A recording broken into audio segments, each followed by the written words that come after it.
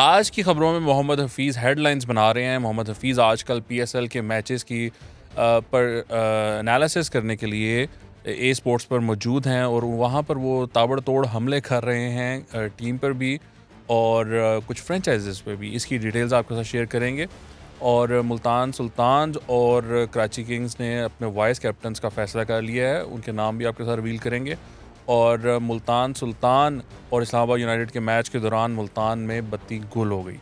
तो सबसे पहले बात करते हैं मोहम्मद हफीज़ की। आपको पता है मोहम्मद हफीज़ पाकिस्तान क्रिकेट टीम के डायरेक्टर रहे हैं। वो न्यूजीलैंड और ऑस्ट्रेलिया के टूर पर गए, छोटा अरसा उन्होंने गुजारा, लेकिन काफ़ी उन्होंने चेंजेस करने की कोशिश की, अपने आप को इन्फोर्स करने की कोशिश की और अब वो कुछ ही स्पिलिंग द बीन्स, वो कुछ तफसीलात जो हैं वो बता रहे हैं।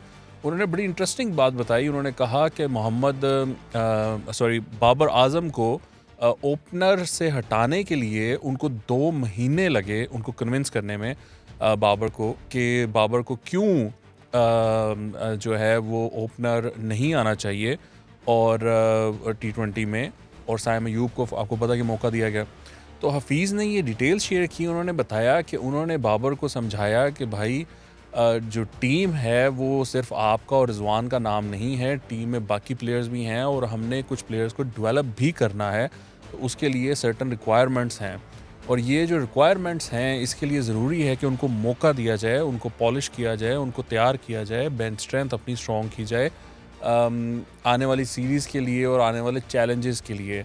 तो हफीज़ ने ये रिवील किया कि उनको 2 महीने लगे बाबर आज़म को इस बात को समझाने में और कन्विंस करने में कि वो 1 डाउन आए, और उन्होंने कहा कि मेरे ख़्याल में यही बाबर आज़म के लिए आइडियल स्पॉट है कि वो 1 डाउन खेलें।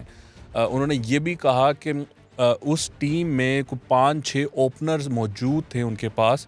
अब वो 5-6 ओपनर्स को कहाँ खिलाएं। उन्होंने कहा कि यहाँ पर सिलेक्शन जो होती है वो इस क्राइटेरिया पर होती है कि किसने ज़्यादा स्कोर किया है। तो ऑब्वियसली ज़्यादा स्कोर ओपनर्स करते हैं। अगर ओपनर को मौका मिलेगा, इस पे बैटिंग ट्रैक है, तो वो तो अच्छा स्कोर करेंगे ना। तो जब वो अच्छा स्कोर करते हैं तो उनकी टीम में सिलेक्शन होती है और प्रेशर आता है कि यार इसने इस सीज़न इतना स्कोर किया, इसको सिलेक्ट क्यों नहीं कर रहा है। तो उनको जब सिलेक्ट कर लिया जाता है तो पता ये चलता है कि टीम में 5-6 ओपनर्स मौजूद हैं। अब उन ओपनर्स को कहाँ खिलाएं, मतलब ऊपर तो 2 ही स्पॉट है ना, तो उनको कहीं तो एडजस्ट करना है। So it's very interesting, it's funny, it's funny at the same time, because आप सोचते ये हो कि हर बैटिंग ऑर्डर के लिए, स्पॉट के लिए सिलेक्शन होती होगी कि भैया इसने 4 नंबर पे इतना परफॉर्म किया है, 5 पे इसने परफॉर्म किया है, 6 पे इसने परफॉर्म किया है, तो इसको लेकर आते हैं ओपनर। इसको एक्सपीरियंस है, इसने डोमेस्टिक में ये किया है या लीग्स में ये किया है। लेकिन हफीज़ ने कहा जी वो जिसने ज़्यादा स्कोर किया होता है उसको सेलेक्ट कर लेते हैं, फिर 5-6 ओपनर्स इकट्ठे होते हैं तो उसको कहाँ कहाँ खिलाएं। तो ये यकीनन एक फ़नी बात है। बहरहाल बाबर आज़म को कन्विंस कर लिया मोहम्मद हफीज़ ने, लेकिन मोहम्मद हफीज़ बोर्ड को या बाकी लोगों को कन्विंस नहीं कर सके और वो खुद ही बाहर हो गए। इसके साथ साथ मोहम्मद हफीज़ और अज़हर अली ने लाहौर कलंदर्स का जो प्लेयर डेवलपमेंट प्रोग्राम है उसके ऊपर कमेंट किया है। इनफैक्ट उन्होंने एक सरकाज़म का इजहार किया है। उन्होंने कहा कि ये जो प्रोग्राम है इसमें से सिर्फ हारिस रऊफ़ निकल कर आए हैं, एक जो कि ऐसे प्लेयर जिन्होंने पाकिस्तान को रिप्रेजेंट किया है। बाकी इस प्रोग्राम में कुछ ख़ास टैलेंट सामने नहीं आ सका। तो आई डोंट नो, मतलब ये हफीज़ ने ये क्यों बात की है। हफीज़ ख़ुद भी लाहौर कलंदर को रिप्रेजेंट करते रहे। मुझे लगता है कहीं हफीज़ का और लाहौर कलंदर का ना कोई मामला बैठा नहीं है। हफीज़ ने कोई पर्सनल ग्रज जो है ना वो निकाला, बिकॉज़ वो एक अच्छा प्रोग्राम है। वो उन्होंने लाखों यंग लोगों को जाकर तो उनके ट्रायल्स किए हैं, उनको देखा है। उनमें से हारिस रऊफ़ को लेकर आए हैं, सलमान इरशाद हैं कश्मीर के, उनको भी आई थिंक लाहौर कलंदर्स ने वो डिस्कवर किया। अब ये ज़मान ख़ान भी हैं और इस तरह के काफ़ी प्लेयर्स हैं जिनको लाहौर कलंदर्स इस तरह चांस देता है, मौका देता है। उन्होंने एक इंफ्रास्ट्रक्चर बनाया हुआ है। मैं वहाँ पर गया भी हुआ था, आतिफ राना का मैंने इंटरव्यू भी किया। मुझे ये समझ नहीं आई कि मोहम्मद हफीज़ ने ये क्यों बात की, इसकी क्या ज़रूरत थी।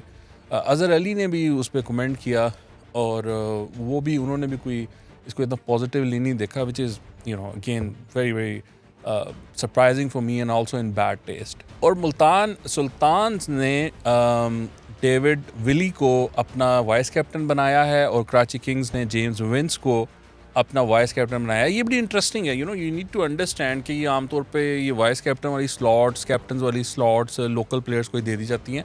लेकिन यहाँ पर ये बड़ा इंटरेस्टिंग है कि उन्होंने मोहम्मद रिजवान को मुल्तान सुल्तान में और शान मसूद को कराची किंग्स में सपोर्ट करने के लिए जो फॉरेन क्रिकेटर्स हैं उनको वाइस कैप्टन बनाया है। This is a very interesting step. इसमें इसकी डिटेल्स जो हैं वो we'll try to find out, hopefully we'll get to talk to the team management soon and try to find out कि उन्होंने ये कदम क्यों उठाया, what's the logic behind this, what's the strategy behind this approach. लेकिन बहरहाल ये बड़ा इंटरेस्टिंग है। और आपको बताएंगे मुल्तान सुल्तान और इस्लामाबाद यूनाइटेड का मैच हो रहा है और उस मैच के दौरान एक लाइट बंद हो गई और फिर वो मैच में वक्फा आया।